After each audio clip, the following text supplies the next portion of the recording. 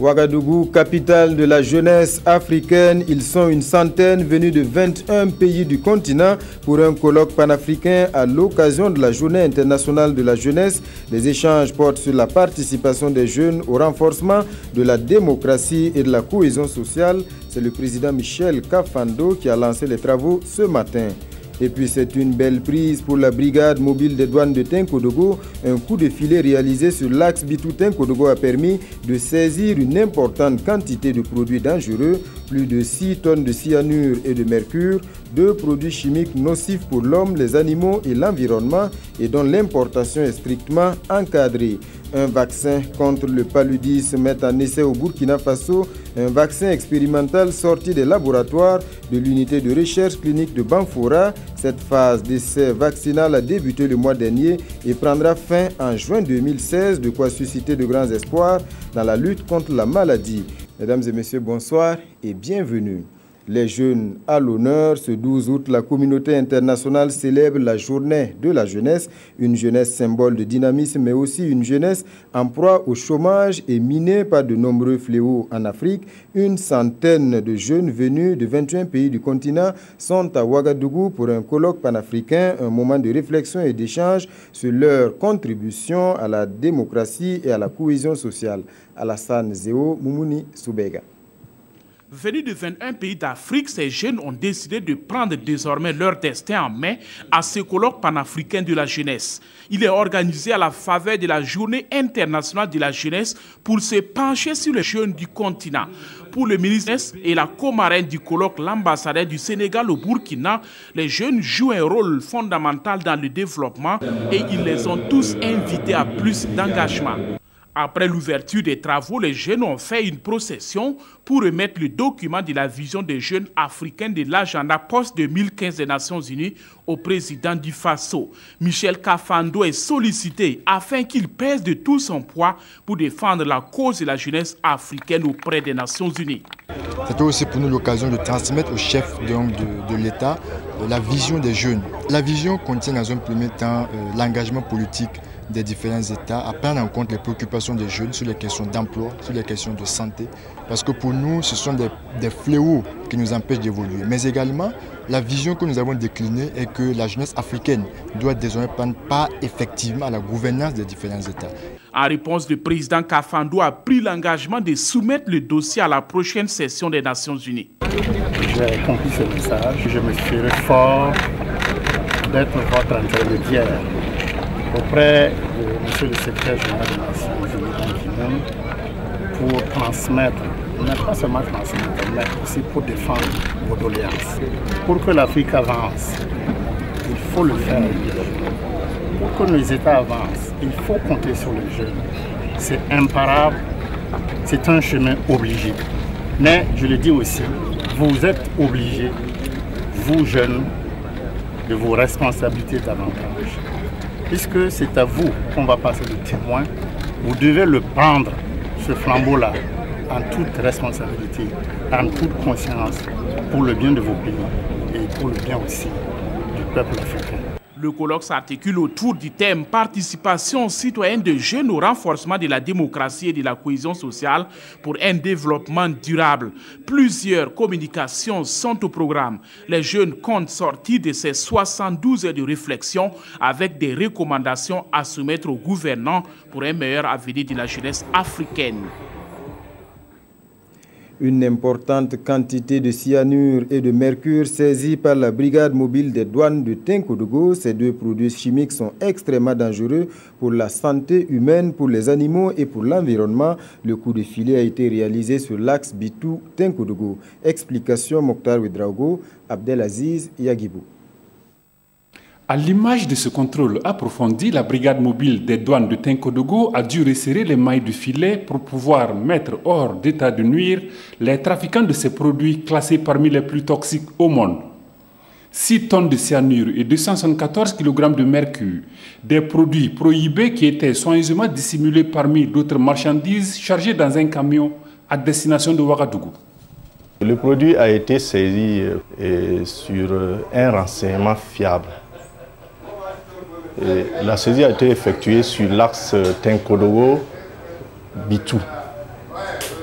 Et elle concerne 115 fûts de cyanure d'un poids de 50 kg chacun et 8 bonbonnes de mercure d'un poids de 33 kg chacun. Effectivement, ces genres de produits toxiques, ces saisies sont un peu rares, en ce sens que c'est des produits prohibés. Ces produits sont soumis à une réglementation. Voilà. Donc, ces saisies sont un peu rares. La marchandise, une fois écoulée, devrait procurer aux fraudeurs une cagnotte estimée à plus de 120 millions de francs CFA. N'eût été la vigilance des agents des douanes, ces produits interdits d'importation, sauf sur autorisation spéciale, allaient être acheminés vers les villes et campagnes où ils sont utilisés dans l'orpaillage et dans bien d'autres domaines occultes, tels la confection de faux billets. Avec cet exploit réalisé par Arsène Adolphe Ouédraogo et ses hommes, ce sont des vies humaines mais aussi l'environnement qui sont préservés, puisque le cyanure et le mercure sont extrêmement toxiques. Eux aussi sont des fraudeurs, mais d'un autre type. Ils sont spécialisés dans l'arnaque, dans les nouvelles technologies et dans la télécommunication. Nombreux sont ceux qui reçoivent tous les jours des messages ou des coups de fil suspects et qui malheureusement tombent dans le piège. Le phénomène est en pleine expansion au Burkina Faso et pour le contrer, l'autorité de régulation des communications électroniques renforce les capacités des agents de sécurité et de la justice. Zalissa Sanfo. S'armer pour vaincre la fraude dans le secteur de la télécommunication. C'est ce à quoi l'autorité de régulation des communications électroniques et des postes ARCEP initie ses agents de la sécurité et de la justice. L'ARCEP veut par cette formation leur donner les rudiments nécessaires afin qu'ils viennent à bout de ce phénomène qui gangrène l'économie nationale. Mais seules les forces de sécurité et de la justice n'y arriveront pas. La population est alors invitée à apporter sa contribution. Et l'attitude à adopter, elle est toute simple. Ce que je peux conseiller pour la population, c'est la vigilance. Le seul moyen de le détecter, c'est de constater sur son téléphone qu'un numéro national, local s'affiche alors que l'appel vient de l'international. Alors, il faut vite qu'il informe, que ce soit l'autorité de régulation, que ce soit les services de sécurité ou les opérateurs télécoms pour essayer derrière d'identifier le fraudeur et prendre les mesures nécessaires. À l'issue de cette formation, l'autorité de régulation entend aussi donner de la voix pour que naissent de nouveaux textes juridiques plus sévères et donc plus dissuasifs.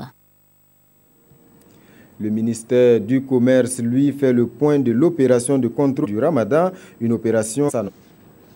Ce sont au total 5235 lieux de commerce qui ont reçu la visite des contrôleurs durant le mois de Ramadan au Burkina. Au cours de ces points de presse, les autorités en charge du commerce se sont dites satisfaites de cette opération. Une opération qui avait pour objectif de permettre aux fidèles musulmans de vivre le mois de Ramadan en toute quiétude. Le contrôle Ramadan a eu un impact positif en termes de disponibilité des produits et de stabilité des prix sur la période concernée. En effet, contrairement aux rumeurs qui faisaient état en début juin d'une augmentation du prix du sucre et de certains produits de grande consommation, les prix des denrées sont globalement restés à leur niveau normal. L'opération spéciale de contrôle a également permis de saisir des produits périmés, prohibés, des huiles et des bouteilles de gaz, notamment à Bobo-Dioulasso. Concernant les bouteilles de gaz, il y a lieu de signaler qu'un réseau de reconditionnement de bouteilles a été démantelé à Bobo-Dioulasso.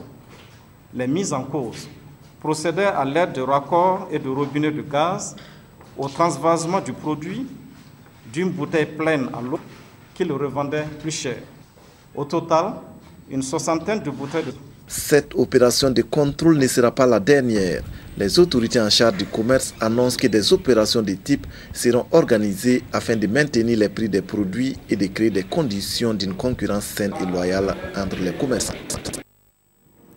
À présent, on s'arrête sur le triste sort de l'hôtel administratif de Dori, un grand bâtiment construit à plus de 900 millions de francs CFA à l'occasion de la célébration du 11 décembre 2013 et qui devait abriter de nombreux services de l'administration. Le joyau souffre aujourd'hui du manque d'entretien et d'un problème de confort. Le constat avec Joseph Bambara. Cet édifice de 900 millions de francs CFA, construit à l'occasion des festivités du 11 décembre 2013, connaît aujourd'hui de nombreux dysfonctionnements. Tout un bâtiment comme ça qui est construit sans robinet, vraiment, c'est un peu chose. Parce qu'aujourd'hui, si nous on a besoin de l'eau pour boire, il faut qu'on va parcourir l'autre côté là-bas. Et de là-bas, maintenant, au niveau des toilettes, là, c'est là-bas nous on boit. Outre ce problème d'eau, les locataires de ce bâtiment sont confrontés à l'insalubrité. Le dernier coup de balai de l'entreprise chargée du nettoyage date d'avril 2014. Par manque d'entretien, ce joyau de 48 bureaux et de 6 salles de réunion, qui faisait naguère la fierté de la région du Sahel, est devenu un repère de serpents, ce qui expose la vie des agents qui y travaillent. En plus de cette difficulté, l'hôtel administratif manque de certaines commodités telles que le téléphone fixe et l'Internet qui sont indispensables à son bon fonctionnement. La Direction générale des affaires immobilières et de l'équipement de l'État est responsable de la gestion de l'hôtel administratif et son représentant explique que des solutions sont en vue, notamment en ce qui concerne le problème de nettoyage. Pour parler, serait en cours avec l'Office national de l'eau et de l'assainissement ONEA pour résoudre le problème d'eau selon le directeur régional du budget. Vivement, il faut sauver l'hôtel administratif de Dori.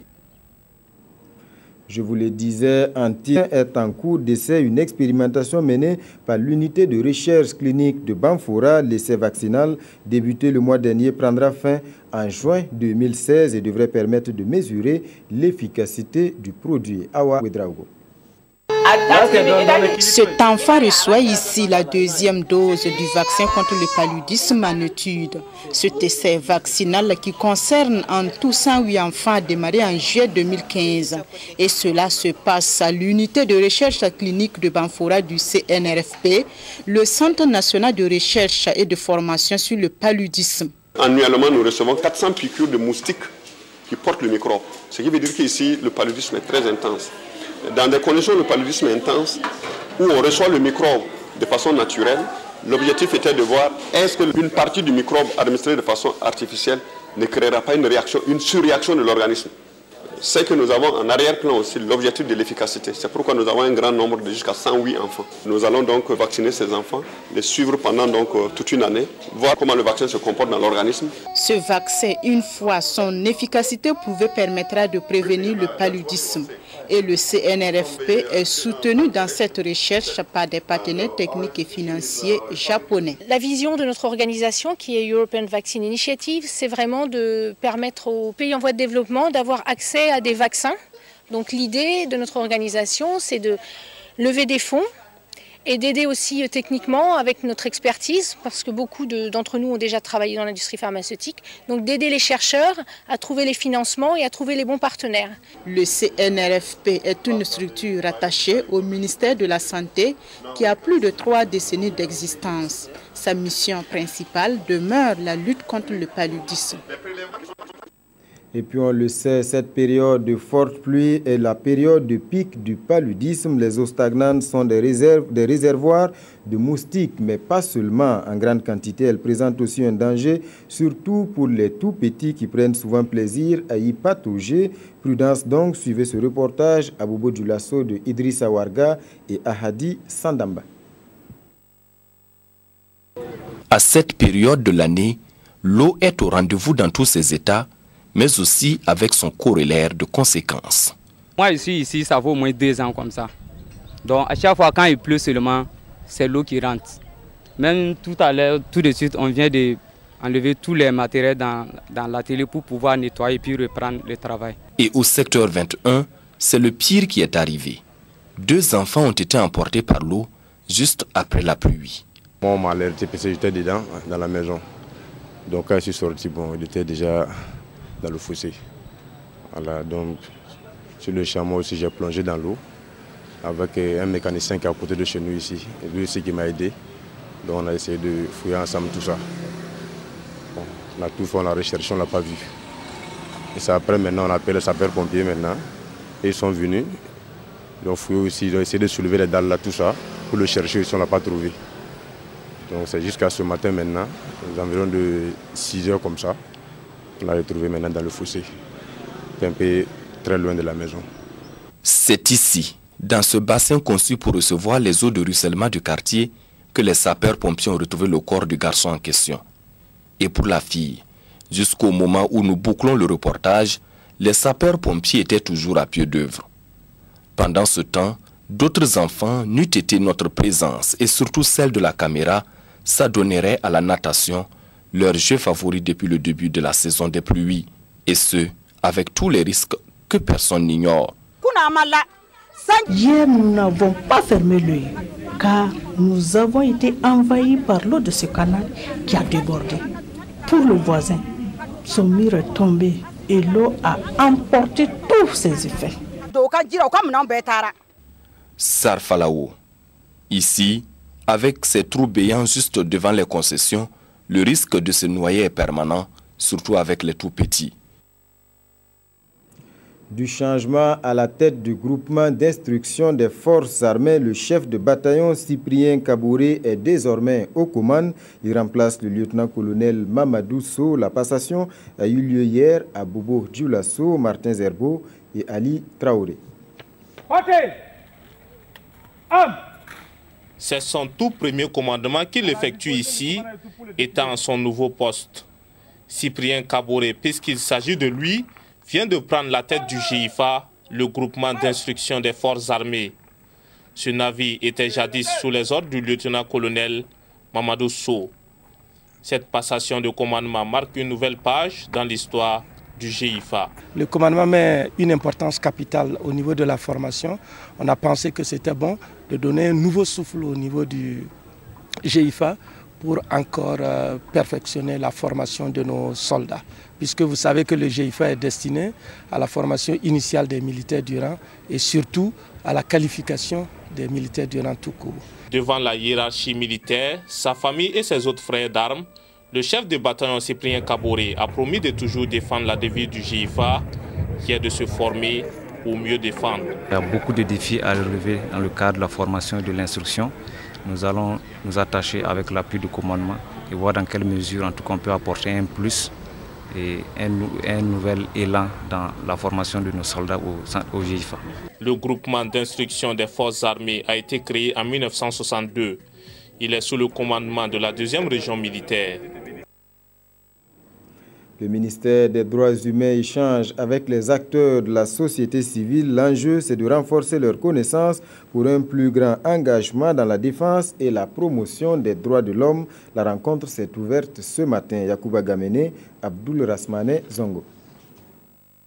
Ignorance, exclusion sociale, méconnaissance des textes relatifs aux droits humains sont entre autres raisons qui commandent la tenue de cette formation au bénéfice de la société civile en vue d'une meilleure impréhension justement des droits humains. Si une grande partie des populations était alphabétisée, éduquée aux droits humains, je crois qu'il y a moins de problèmes dans leur respect. Il est bon qu'au niveau des acteurs, ceux qui sont les plus proches des populations, il faut qu'eux-mêmes aient des connaissances, il faut qu'ils renforcent les connaissances qu'ils ont déjà afin de pouvoir intervenir sur le terrain. Une fois mieux formés, les bénéficiaires de cette formation, tous des acteurs de la société civile, constituent un relais privilégié pour traduire et vulgariser les droits humains à l'endroit de larges populations. La transformation des produits agroalimentaires n'a plus de secret. Pour eux, ils sont une centaine de jeunes. Tous ont bénéficié de 5 mois de formation à l'école des sciences de transformation et de production agroalimentaire et animale. Ils ont reçu leurs attestations ce matin. Le reportage de Souleymane Sanou et Tanga Kafando. La transformation des céréales et tubercules, le séchage des fruits et légumes, la transformation des produits forestiers n'ont plus de secret pour la centaine de ces jeunes femmes après 5 mois de cours théoriques et 4 mois de pratique. Au début, ça n'a pas du tout été facile, mais on s'est accroché. Et voilà, cette journée a marqué notre sortie de promotion, c'est-à-dire notre réussite. Une formation organisée par l'École des sciences de transformation et production agricole et animale et la Maison des technologies innovantes. On remarque que dans nos alimentations, il y a pratiquement 90% des produits alimentaires qui sont importés. Donc il est possible donc, de développer des entreprises nationales qui seront plus compétitives. Donc c'est un secteur qui est assez porteur.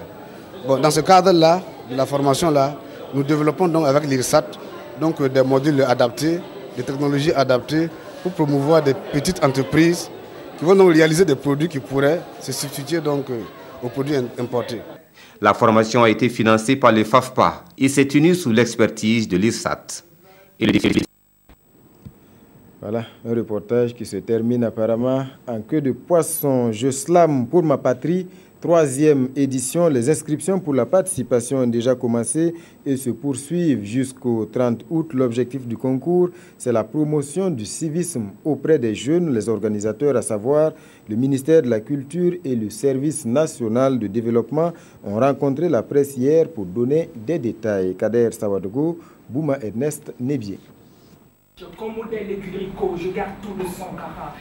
Les inscriptions pour la 3e édition du concours Je Slam pour la patrie ont déjà débuté ce 12 août 2015. Elles prendront fin le 30 du même mois.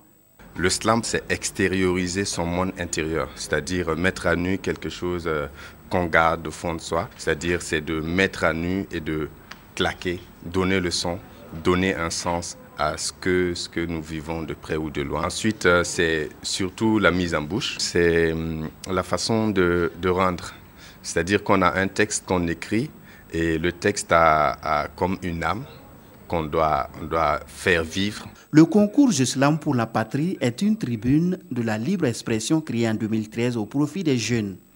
Son objectif, selon ses organisateurs, que sont le ministère en charge de la culture et le Service national du développement SND, est de contribuer à l'instauration véritable du civisme et du patriotisme au Burkina. Les phases de sélection des candidats pour cette 3e édition se dérouleront du 4 au 6 septembre à Bobo-Dioulasso et à Dédougou, du 9 au 10 septembre à Kaya et du 12 au 13 septembre 2015 au Sénaza à Ouagadougou. La finale du concours aura lieu à Kaya le 9 septembre, ville qui abrite cette année les festivités du 11 décembre. Les 5 finalistes retenus recevront des sommes allant de 100 000 à 500 000 francs CFA.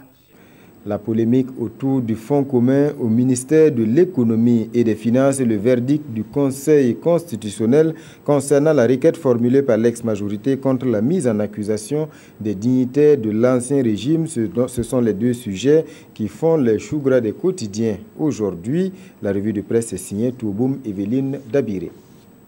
Le verdict suite à la requête des députés de l'ex-majorité qui demandait l'annulation de la mise en accusation de Blaise Compaoré est tombé. Et le Conseil constitutionnel se déclare incompétent et en a ainsi délibéré en sa séance du 7 août 2015 où siégeaient 9 signataires, informe aujourd'hui au FASO qui publie de fait l'intégralité du verdict. Et sur le qui-vive, le soir interroge. Pourquoi le Conseil constitutionnel, qui est le sommet de nos juridictions et le dernier recours, soit aussi capable d'incapacité? Pourquoi est-il aussi incompétent? Ce confrère fait le point et soutient que le Conseil constitutionnel s'est déclaré pour la énième fois incompétent pour les cas de sa saisine de manière plus singulière sous la transition. Il conclut à un spectacle peu honorable des incompétences du Conseil constitutionnel. Autre point de l'actualité, la problématique du fonds commun. Dans sa chronique Myria, votre journal Le Quotidien écrit « Grâce au syndicat national des finances, le SINAFI, tous les Burkinabés savent qu'il y a de l'argent à se partager entre fonctionnaires du ministère de l'économie et des finances. Indépendamment de leur salaire et indemnité, ils bénéficient aussi d'une cagnotte juteuse appelée fonds commun. Et c'est le partage de ce gâteau, très savoureux selon mon confrère, qui pose problème et qui met à nu une pratique méconnue de beaucoup de Burkinabés. Ce syndicat a organisé un sitting le 11 août 2015 pour exiger la satisfaction de leurs revendications, poursuit l'observateur Palga. Sidoya précise alors, le SINAFI réclame une harmonisation du fonds commun aux travailleurs du ministère des Finances. Mon confrère du quotidien revient à la charge. Il y a urgence à mettre de l'ordre dans la collecte et le maniement des fonds publics. Fin de ce journal. Merci pour votre attention. Restez fidèles au programme de la télévision du Burkina.